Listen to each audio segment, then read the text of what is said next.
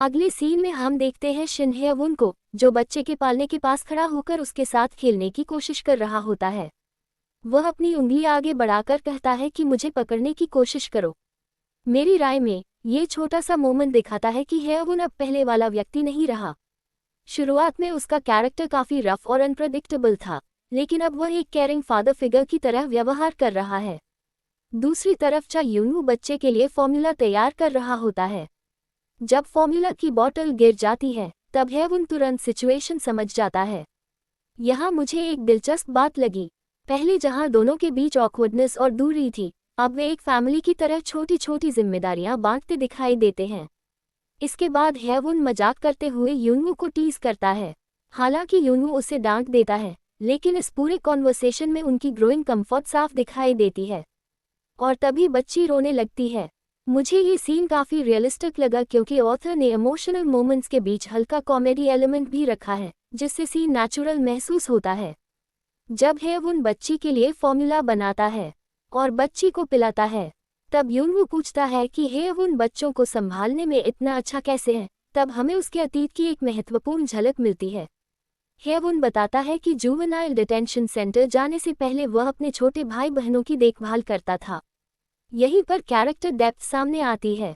अक्सर ऑडियंस उसे सिर्फ एक टफ व्यक्ति के रूप में देखती है, लेकिन इस डायलॉग से पता चलता है कि उसके जीवन में काफी संघर्ष और जिम्मेदारियां रही हैं। इसके बाद यूनवू के मन में कई सवाल पैदा होते हैं। वह ह्यवुन के अतीत के बारे में और जानना चाहता है, लेकिन सीधे पूछने की बजाय इंतजार करने का फैसला करता है। मेरे हिसाब से यह रिलेशनशिप राइटिंग का बहुत अच्छा उदाहरण है। हर बात तुरंत नहीं बताई जाती, बल्कि ट्रस्ट धीरे धीरे बिल्ड होता है। आगे हम देखते हैं कि यूनवू पीछे से ह्यवुन को हग करता है। यह मोमेंट छोटा जरूर है, लेकिन इमोशनल रूप से काफी पावरफुल है, क्योंकि यूनवू पहली बार अपनी फीलिंग्स और कंफर्ट को खुलकर दिखाता नजर आता है। इसके बाद दोनों के बीच रोमांटिक इंटरैक्शन देखने को मिलता है। यहाँ मैं डिटेल में जाने के बजाय इतना कहूंगी कि यह सीन उनके इमोशनल कनेक्शन को मजबूत बनाने के लिए इस्तेमाल किया गया है। कहानी का मुख्य फोकस फिजिकल एस्पेक्ट नहीं बल्कि उनके बीच बढ़ते ट्रस्ट और इंटिमेसी पर है।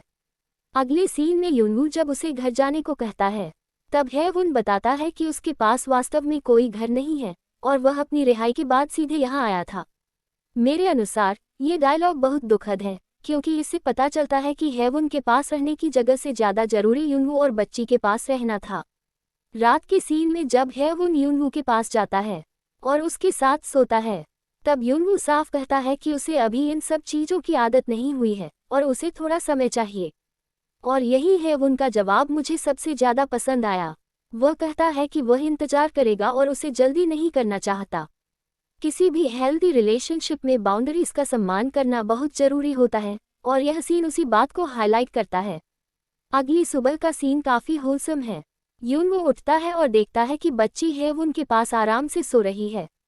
यहाँ से साफ महसूस होता है कि ह्यवुन अब सिर्फ आउटसाइडर नहीं रहा बल्कि इस छोटी फैमिली का हिस्सा बन चुका है। जब यूनवू उसे धन्यवाद देता है और फिर खुद आगे बढ़कर अफेक्शन दिखाता है, तो यह उनके रिलेशनशिप प्रोग्रेशन का बड़ा संकेत है। इसके बाद दोनों एक दूसरे के लिए अपनी भावनाएं व्यक्त करते हैं और भविष्य को लेकर कमिटमेंट की बात करते हैं।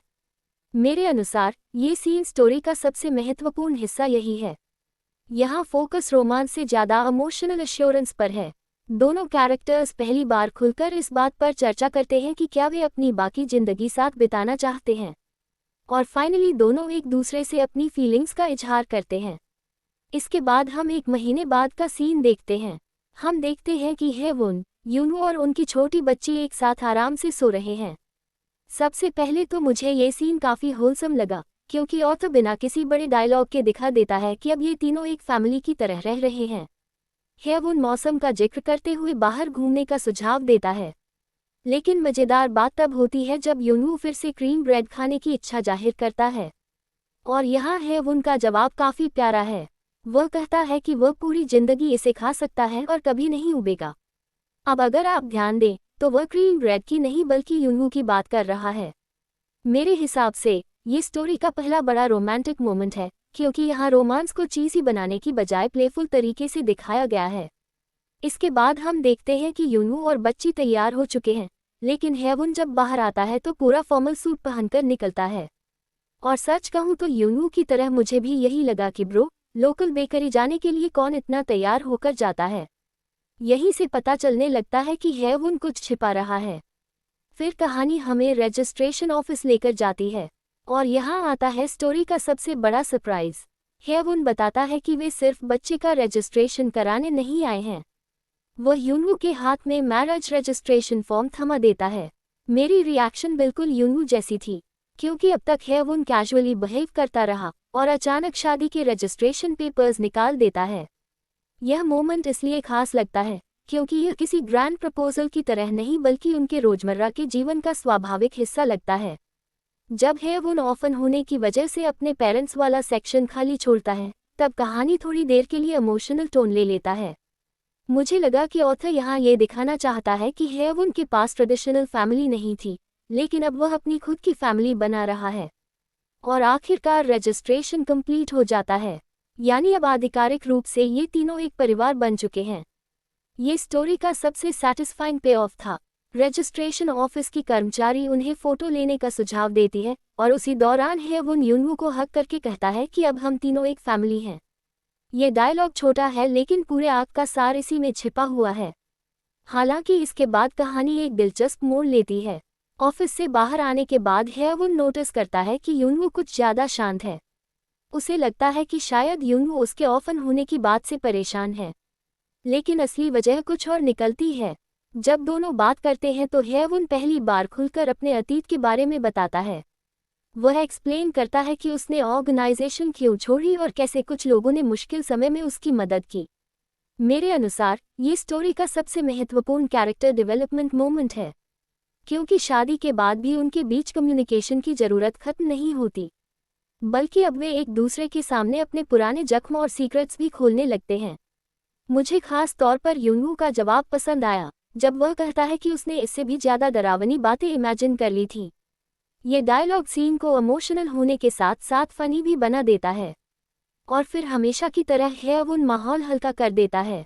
वह खुद को एक बिगड़ा हुआ मिडिल एजड आदमी बताता है, जिसे एक बनी और लिटिल पोटैटो मिल गए।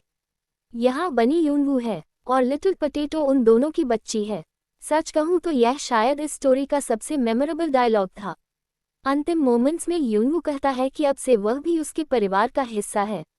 यही कहानी का इमोशनल सर्कल पूरा हो जाता है। शुरुआत में दोनों स्ट्रेंजर्स थे, फिर पार्टनर्स बने, फिर पेरेंट्स की तरह बच्ची की देखभाल करने लगे और अब आधिकारिक रूप से एक परिवार बन चुके हैं। नेक्स्ट सीन काफी शांत और घरेलू माहौल से शुरू होता है। हम देखते हैं कि यूनू, हेवुन और उनकी छोटी बच्ची घर पर आराम से समय बिता रहे हैं। टीवी चल रहा है और उसी दौरान एक बड़ी खबर सामने आती है। न्यूज़ में बताया जाता है कि एक बड़े ड्रग ट्रैफिकिंग नेटवर्क का पर्दाफाश हुआ है और इसके पीछे जुवेनाइल रिफॉर्मेशन सेंटर से जुड़े कनेक्शन थे।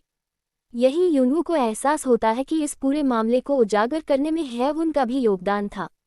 मेरे हिसाब से यह मोमेंट बहुत इंपॉर्टेंट है क्योंकि इससे पता चलता है कि हेवुन का कैरेक्टर सिर्फ फैमिली मैन बनकर नहीं रह गया, बल्कि उसने अपने अतीत की गलतियों को सुधारने की भी कोशिश की। यानी वह केवल अपनी जिंदगी बदलना नहीं चाहता था, बल्कि उस सिस्टम को भी बेनकाब करना चाहता था जिसका वह कभी हिस्सा था। इसके बाद डॉबेल बजती है और यही कहानी हमें एक ऐसा मोमेंट देता है जिसका इंतजार काफी समय से था। दरवाजे पर सूहियन खड़ा होता है। सच कहूँ तो मुझे शुरुआत में लगा था कि शायद यहाँ कोई नया कॉन्फ्लिक्ट शुरू होगा, लेकिन ऑथर ने पूरी तरह अलग रास्ता चुना। जब सूहियन और यूनू आमने सामने बैठते हैं तो दोनों के बीच एक मैच्योर कॉन्वर्सेशन होती है। सूहियन माफी मांगने आता है और फिर यूनू एक ऐसी बात कहता है जो पूरे स्टोरी की सबसे मजबूत डायलॉग सीक्वेंस बन जाती है। वह स्वीकार करता है कि कभी उसने सोचा था कि शायद सूहियन के साथ उसकी जिंदगी ज्यादा सुरक्षित और स्थिर होती, लेकिन अब ऐसा नहीं है। अब उसे अपनी वर्तमान जिंदगी पसंद है और सबसे महत्वपूर्ण बात, वह पहली बार खुद को सच में शांति महसूस करते हुए पाता है। मेरे अनुसार ये सिर्फ एक कन्फेशन नहीं था, ये यूनू के कैरेक्टर आर्क का कंक्लूजन था। पूरी कहानी में वह लगातार असमंजस, डर और अनिश्चितता में जी रहा था, लेकिन अब वह स्पष्ट रूप से जानता है कि वह क्या चाहता है और किसके साथ खुश है। मुझे खास तौर पर सूहियन का जवाब भी पसंद आया। वह किसी मेलोड्रामेटिक रिएक्शन की बजाय स्थिति को समझता है और स्वीकार करता है कि यूनू आज जिस तरह मुस्कुरा रहा है, शायद वह उसके साथ कभी नहीं मुस्कुराता। ये सीन सरप्राइजिंगली मैच्योर और रियलिस्टिक लगा। इसके बाद हेवुन का रिएक्शन भी मज़ेदार है। वह पीछे से आकर यूनवू को हक करता है और माहौल को फिर से हल्का बना देता है। यहीं से कहानी का दूसरा बड़ा हिस्सा शुरू होता है। अब बात आती है यूनवू के सपने की। वह बताता है कि वह अपनी बेकरी खोलना चाहता है। और ऑनेस्टली मुझे ये सब प्लॉट काफ़ी पसंद आया, क्योंकि इससे पता चलता है कि कहानी अब सिर्फ रोमांस तक सीमित नहीं है। कैरेक्टर्स अपने भविष्य, करियर और परिवार की जिम्मेदारियों के बारे में भी सोच रहे हैं।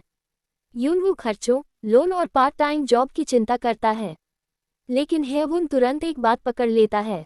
वह पूछता है कि इस पूरे प्लान में हम कहाँ हैं, और मुझे लगता है कि यही इस कहानी का सबसे अंडररेटेड डायलॉग है, क्योंकि हेवुन सिर्फ फाइनेंशियल हेल्प की बात नहीं कर रहा, वह ये कह रहा है कि अब उनकी जिंदगी अलग अलग नहीं बल्कि साझा है। अगर एक सपना है तो वह दोनों का सपना है। इसके बाद दोनों के बीच हल्की फुल्की नोकझोंक और कॉमेडी देखने को मिलती है, और यही चीज़ मुझे उनकी केमिस्ट्री में सबसे ज़्यादा पसंद आती है। कहानी लगातार इमोशनल और सीरियस नहीं रहती। ऑथर समय समय पर ह्यूमर डालकर कैरेक्टर्स को और ज़्यादा नेचुरल बना देता है। नेक्स्ट सीन में भी दोनों की वही प्लेफुल एनर्जी बनी रहती है, लेकिन यहाँ फोकस फिजिकल रोमांस से ज़्यादा इस बात पर है कि अब वे एक मैरिड कपल की तरह रोजमर्रा की जिंदगी एंजॉय कर रहे हैं, और यही बात इस कहानी को खास बनाती है।